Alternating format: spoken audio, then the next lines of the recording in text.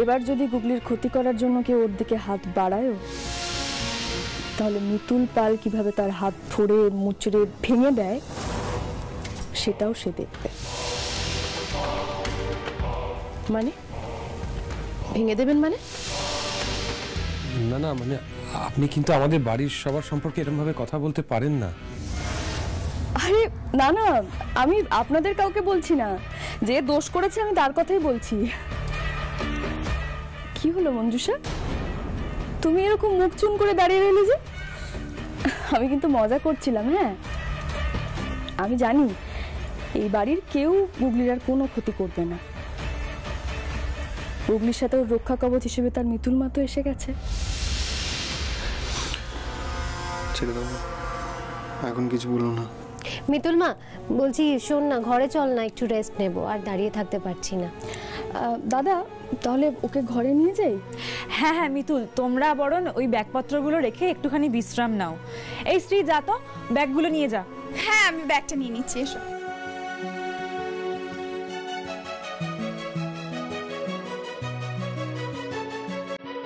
কি হলো, তুই এবার দাঁড়িয়ে রইলি কেন? যা গিয়ে চায়ের জলটা বসাকে যা। হ্যাঁ, আমার বেয়ান এসেছে, আপ্যায়ন করতে হবে না? দাঁড়িয়ে আছিস কেন? চল চল।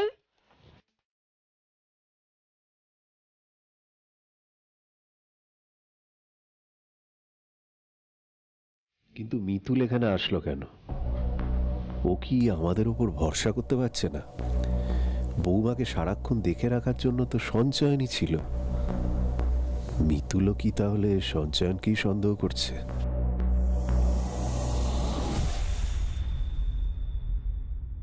গুগলি, তোকে একটা কথা বলার ছিল। বল না মিতুল মা। আমি যে এইভাবে তাড়াহুড়োর মধ্যে তোকে এই বাড়িতে নিয়ে চলে এলাম, তো সত্যি কোনো আপত্তি নেই তো মা এখানে থাকতে? এ বাবা, আপত্তি হবে কেন?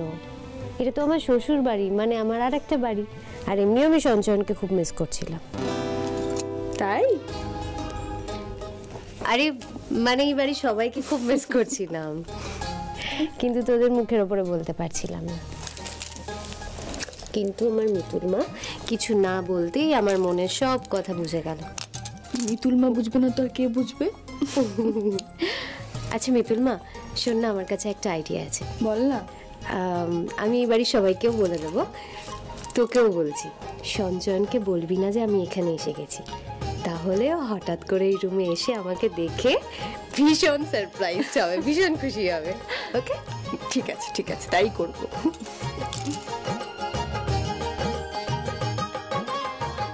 গুগলি, তুই কত বিশ্বাস করিস সঞ্চয়নকে, কিন্তু অলকার সন্দেহ যদি ঠিক হয় তাহলে সঞ্চয়নই তোর সব থেকে বড় বিপদ রে মা। তোর বিশ্বাস সবার আগে ভাঙবে। কিন্তু আমরা তো কেউ এখনো নিশ্চিত হতে পারলাম না সঞ্চয়নী কি বিপদে বাড়ির জন্য, নাকি অন্য কেউ। বলে বাবা, আমি এই বাড়ির আর একটা লোককেও বিশ্বাস করতে পারছি না। এদের সবাইকে কি করে পরখ করে দেখব কে আমার গুগলির সব থেকে বড় শত্রু। মামে তো দেখছি বেশ গল্প জুড়ে দিয়েছো, আমিও চা নিয়ে চলে এলাম তোমাদের সঙ্গে গল্প করব বলে। খুব ভালো করেছো, এবারে তিনজন একসঙ্গে গল্প করব। মিতুল, তুমি যে আমার বাড়ির জন্য এতটা চিন্তা করেছো, তার জন্য আমার খুব ভালো লাগছে। তুমি আমার ঘরের লক্ষ্মীকে ঘরে ফিরিয়ে দিলে। তুমি জানো না মেয়েটার জন্য আমি যে কি চিন্তায় ছিলাম, কি বলবো তোমায়। আরে এটা কি করছো তুমি? আরে দাঁড়াও দাঁড়াও, একটু দাঁড়াও। এই তো, কি সুন্দর দেখাচ্ছে। এসে থেকে দেখছি তোমার গলাটা কিরকম ফাঁকা ফাঁকা লাগছে। এরকম আরেকটা হার আমার কাছেও আছে, এই হারটা তোমাকেই ভালো মানিয়েছে। মনোরমা দিদি, তুমি কিন্তু একদম না করবে না, আমি যখন দিচ্ছি এটা তোমাকে নিতেই হবে। মিতুল, তো তুমি আমাকে সোনার হার দিলে, আমার খুব পছন্দ হয়েছে এটা। কতদিন ধরে আমার একটা এরকম হারের শখ ছিল, তুমি আমাকে এটা দিলে আমি তোমাকে যে কি বলে ধন্যবাদ দেবো মিতুল আমি বুঝতে পারছি না। আমার না খুব পছন্দ হয়েছে, খুব পছন্দ হয়েছে। এবার আমি আমার কাজ শুরু করব। সত্যি মহিলার গয়নার উপর চূড়ান্ত লোভ আছে না নেই সেটা দেখতে হবে।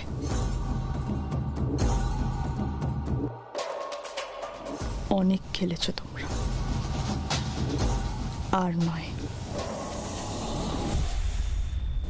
ঘুমো মা, নিশ্চিন্তে ঘুমো, আর কোনো ভয় নেই তোর। তোর মিতুল মা এখন যেভাবে তোর মাথার কাছে বসে তোকে আগলে রেখেছে, ঠিক এরকম ভাবে সব সময় আগলে রাখবে।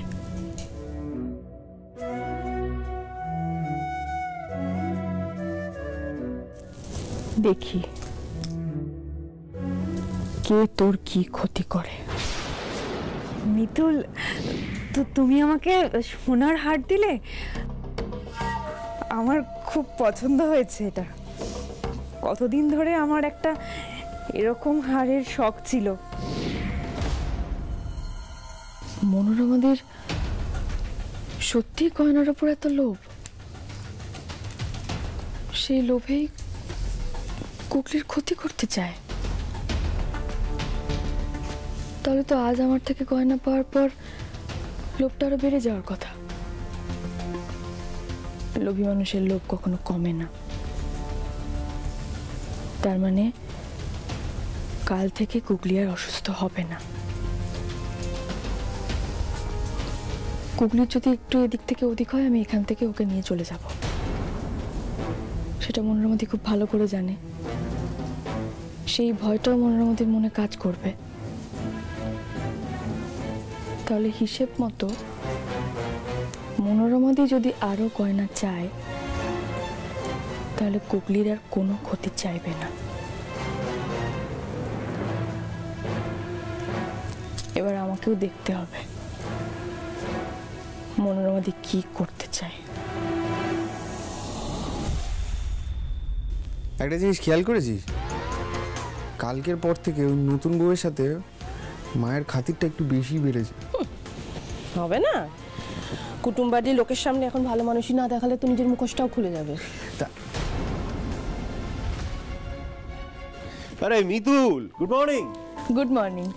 এই বসো বসো বসো। এই মাকে বল একটু মিতুলের জন্য চা নিয়ে আসতে। না না, এত ব্যস্ত হতে হবে না, আমি চা খাবো না।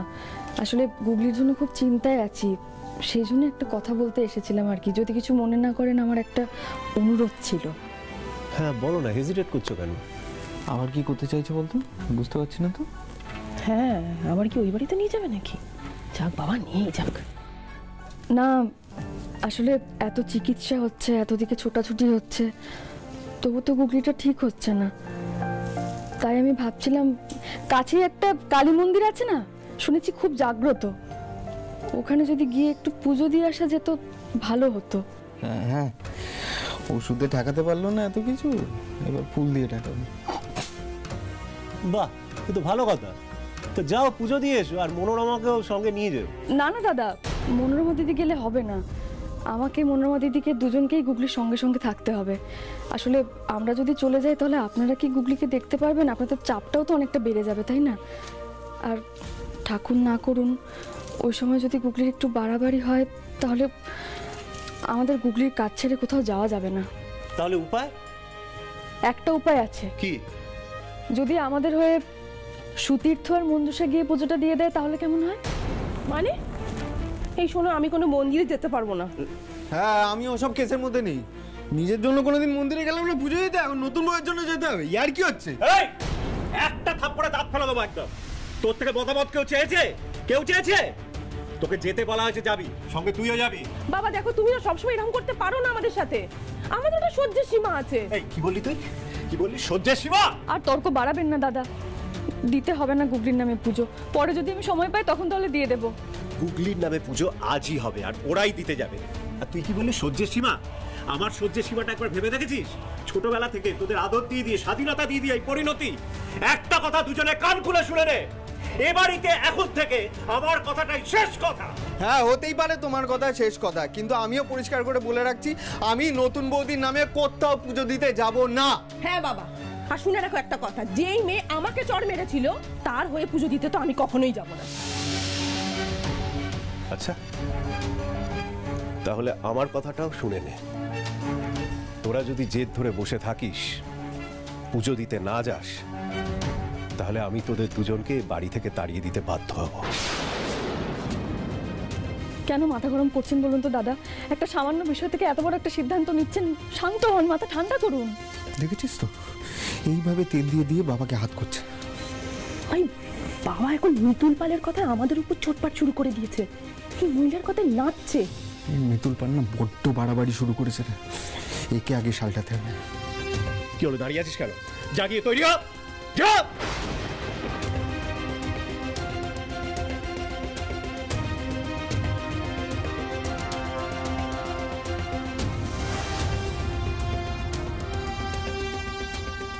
এবার ঠিক আছে, পুরোটা আমার পরিকল্পনা অনুযায়ী এগোচ্ছে। দাদা বলছি, একটা ফোন এসছে, আমি একটু আসি। হ্যাঁ হ্যাঁ নিশ্চয়ই, যাও।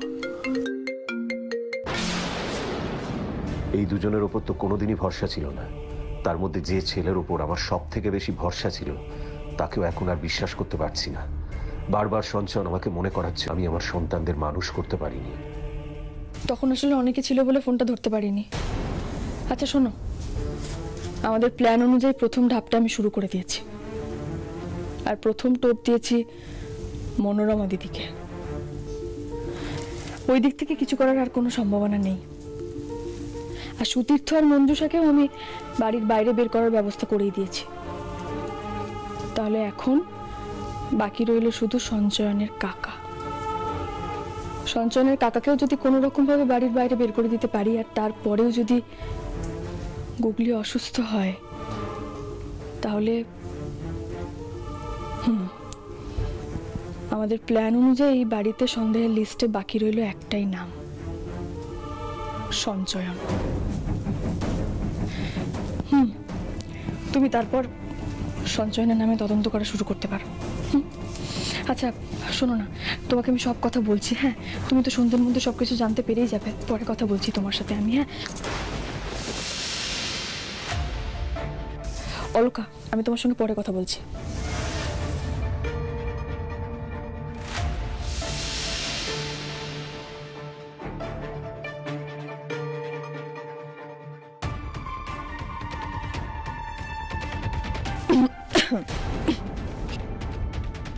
ও ইয়ে, ওই টাকা খুচরো হচ্ছিল না তো, তারপর ভাবলাম যে একটু সোহাগের সাথে দেখা করে যাই, কিন্তু সোহাগও তো এই ঘরে নেই।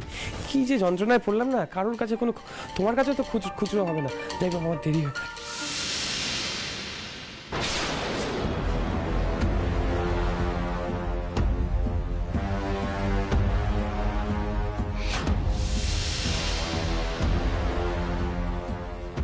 সঞ্চয়ন নেই, অথচ সঞ্চয়নের ব্যাগ থেকে সুপ্রতীকদা চুরি করছিলেন।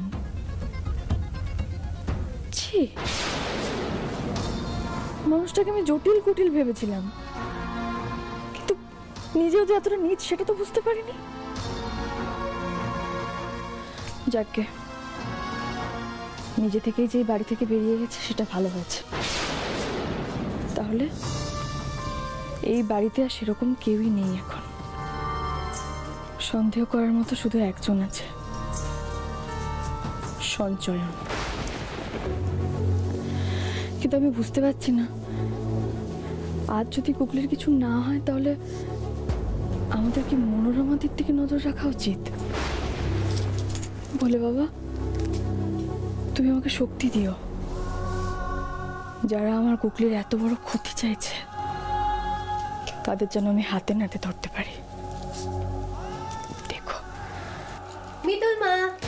গুগলি বাবা, খুশি খুশি লাগছে, শরীরটাও খুব ভালো আছে মনে হচ্ছে এখন। তুই কোথায় ছিলি? আমি তোকে কখন থেকে খুঁজছিলাম। ও আমি তো বসার ঘরে চা খাচ্ছিলাম। ও ওই জন্য আমি স্নান করে গিয়ে ঘরে তোকে পেলাম না। কেন, কিছু হয়েছে? আরে না, আমি না আটা মাখছিলাম, আর সঞ্চয়ন কি করেছে জানিস, আমাকে চা খাওয়ার জন্য বললো, আমি বললাম পরে খাবো, জোর করে আমাকে চা খাইয়ে। গুগলি, গুগলি, গুগলি, গুগলি, কি হলো মা? মনোরমাদি, মনোরমাদি, সুব্রতদা কোথায় তোমরা? গুগলি, হ্যাঁ গুগলি, কি হলো আবার? কি হলো মিতুল? বৌমা আবার একই রকম ভাবে অসুস্থ হয়ে পড়লো? সকালে কি খেয়েছিল বৌদি? একটু আগেও তো আমার সাথে গল্প করছিল। হ্যাঁ, আরে আমি তো ভাবলাম মেয়েটা সুস্থ হয়ে উঠছে, এ তো দেখছি আরো অসুস্থ হয়ে যাচ্ছে। এই ওষুধেও কাজ করছে না, খাওয়া দাওয়া কন্ট্রোল করা হচ্ছে কিন্তু বারবার এরকম হচ্ছে। দেখি একটু। না, কেউ ছোবে না। গুগলির বারবার একই রকম শরীর খারাপ কি করে হচ্ছে? আমি কি কিছুই বুঝি না? এত বড় একজন ডাক্তার হয়ে তুমি কিছু করতে পারছো না? মা আমি তো চেষ্টা করছি, ও এখন কেমন আছে সেটা না দেখলে কিভাবে বলবো আমি? আমি তো নিজেও কিছু বুঝতে পারছি না, এত স্ট্রং ওষুধ খাওয়ার পরেও কিভাবে হচ্ছে আমি কিচ্ছু বুঝতে পারছি না। তুমি তো এত বড় একজন ডাক্তার, কোন ওষুধ কিভাবে কি রকম প্রভাব ফেলে সেটা তো তুমি সবথেকে ভালো জানো।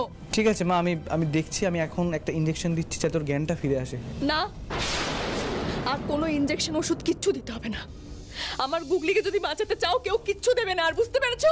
মা ওষুধ না দিলেও সুস্থ কি করে হবে? ওষুধ দিয়েও তো ঠিক হচ্ছে না সঞ্চয়। ও শরীরের ওপর দিয়ে কি যাচ্ছে একবার ভেবে দেখেছো? একবার বিষ, একবার ওষুধ, একবার বিষ, একবার ওষুধ। কি ভেবেছো নাকি তোমরা আমার মেয়েটাকে কি মেরেই ফেলবে? আমি আজই ওকে এখান থেকে নিয়ে চলে যাব। আমি আজকে ওকে এখান থেকে নিয়ে চলে যাব। মিতুল, মিতুল তুমি একটু শান্ত হও, তুমি একটু সঞ্চয়নকে দেখতে দাও না কি হয়েছে। তুমি শুধু শুধু ওর উপর রাগ করছো। কি গো, ওকে একটু বোঝাও না। না না মিতুল, তুমি যেটা ভালো বলে করছো সেটাই করো। আন্টি, আন্টি আমরা সবাই তো আছি, আপনি প্লিজ প্যানিক করবেন না। আর বড়দা তো বৌদিকে ভালোবাসে, ওর ক্ষতি করবে না। ওকে একবার অ্যাটলিস্ট দেখতে দিন। বৌদিরই তো ক্ষতি হচ্ছে বলুন।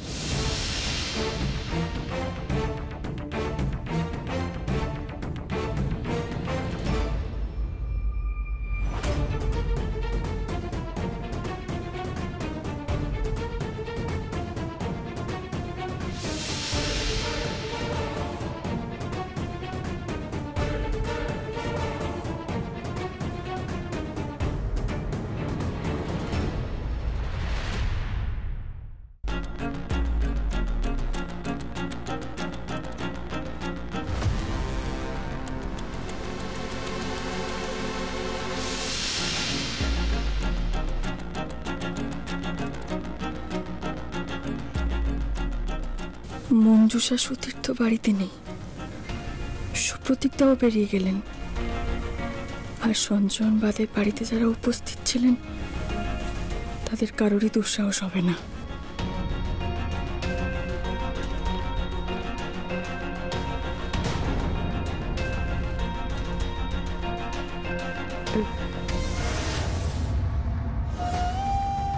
মিতুল মা, গুগলি, গুগলি, ঠিক আছিস তো মা? শরীর ঠিক আছে এখন? আমার না কেমন মাথাটা ঘুরছে। আচ্ছা, আমি কি আবার অজ্ঞান হয়ে গেছিলাম? মিতুল মা, কেন হচ্ছে আমার সাথে এটা বারবার? আর কিচ্ছু হবে না মা, আর কিচ্ছু হবে না। আমি আছি তো গুগলি, আমি যখন আছি আর কিচ্ছু হবে না তোর। দেখি তোর আর শরীর খারাপ কি করে হয়, কেউ কি করে তোর আর কোনো ক্ষতি করতে পারে, আমার কাছ থেকে তোকে ছিনিয়ে নেওয়ার চেষ্টা করে।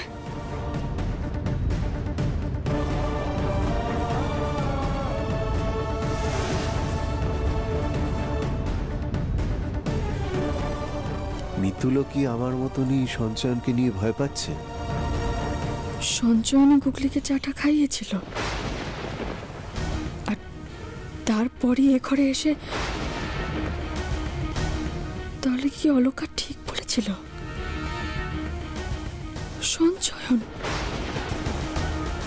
সঞ্চয়ন চাই গুগলিকে মারতে। কেন এরকম করছে ও? কি চাই ও?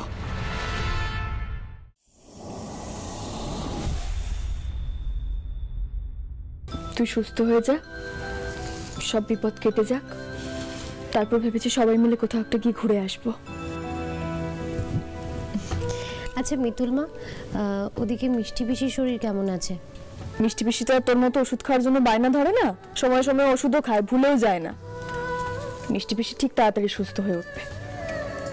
গুগলি, সময় সময় ওষুধটা তো খেতে হবে মা। আজকেও খাইনি না ওষুধ সময় মতো, রোজের বায়না? কোনো বায়না করিনি, ঠিক সময় মতোই ওষুধ খাচ্ছি। আচ্ছা, সেটা তো রিপোর্ট আসলেই বোঝা যাবে। আচ্ছা মা, বলছি দুপুরের দিকে আর বমিটা কি হয়েছিল? না, এই বেলার কিছু হয়নি। ও, আর শ্বাসকষ্ট হয়েছে? আর না না, কিচ্ছু হয়নি। তুমি একদম চিন্তা করো না সঞ্চয়ন, এখন আমার একটা মা না, আমার দুটো মা, মানে ডাবল প্রোটেকশন। আমার আর কোনো রোগ হতেই পারবে না। আচ্ছা সঞ্চয়ন, তুই তো এইমাত্র ফিরলি, হাত পাটাও ধুসনি, হাজারটা রুগী ঘেটে এসেছিস। যা হাত পা ধুয়ে আয়, তারপর এসে গল্প করবি। না না, দাঁড়াও, ওষুধগুলো এনেছি আগে বলে দিই কোনটার পর কোনটা খেতে হবে, তারপর যাচ্ছি। আচ্ছা মা শোনো, বলছি এই সাদা ওষুধটা কিন্তু এখনই খাওয়াতে হবে। হ্যাঁ, আর বাকিগুলো আমি পরে বলে দিচ্ছি কোনটা কোনটার পর। সঞ্চয়ন, আজকে সারাদিনে গুগলি 9 করে 14 বার তোমার নাম মনে করেছে। ও কিন্তু তোমাকে ছাড়া। এক মিনিট, আমার একটা না জরুরি কল এসেছে, এটা ধরতেই হবে। আমি আপনাদেরটা শুনছি, ডোন্ট মাইন্ড প্লিজ, আমি এসে শুনছি। হ্যাঁ,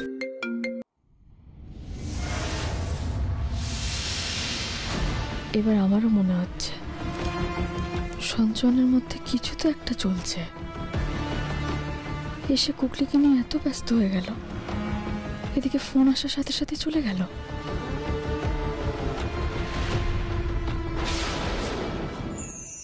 অনেক দিনের অপেক্ষার অবসান, ফিরছে দাদা, ফিরছে দাদাগিরি। আমি তো দারুণ এক্সাইটেড।